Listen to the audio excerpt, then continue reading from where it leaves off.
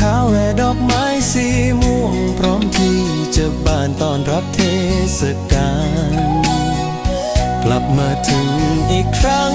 วันไหว้พระจันทร์ของชาวมังท้องฟ้าแม่เย็นของฉันซ่อนอยู่ที่ไหนในสวงสวรรค์วันไหว้พระจันทร์เธอกลับมาแล้วจริง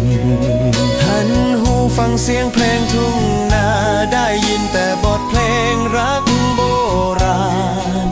หนุ่มสาวทั้งหลายป่าโคมไปถึงท้องฟ้าแต่ยังมีคนหนึ่งยังคงอยู่ในใจฉันวันไหวพระจันทร์กลับมาถึงอีกครั้งฉันไม่มีเธอ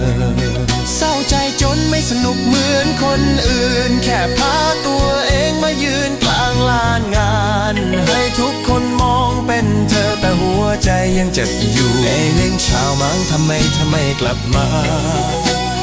ปล่อยให้วันไหวพระจันทร์ปีนี้มีค่ากับคนอื่นไปวันไหวพระจันทร์กำลังจะจบลงจริงจงมองเส้นทางขบวนโคมไฟแต่ไม่เห็นเธอเลยคนอื่นเดินผ่านมา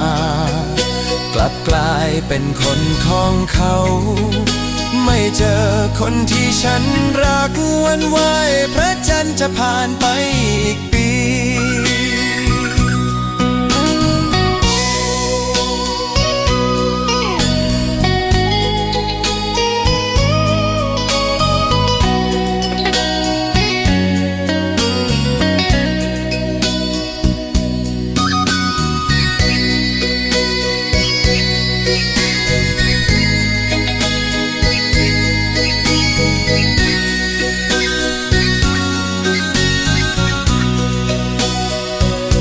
วันไหว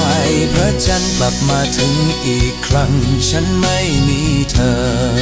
เศร้าใจจนไม่สนุกเหมือนคนอื่นแค่พาตัวเองมายืนกลางลานงานให้ทุกคนมองเป็นเธอแต่หัวใจยังเจ็บอยู่แม้ยิ่งชาวมังทำไมกลับมาปล่อยให้วันไหวพระจันทร์ปีนี้มีค่ากับคนอื่นไป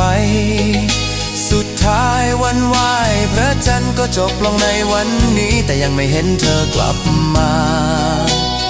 ราวกับคำสัญญาที่เราทำไว้ลูกโป่งของเราปีนี้ไม่ได้เล่นกับคนอื่นปีนี้ไม่มีใครแทนเธอเพราะไม่มีเธอเหมือนปี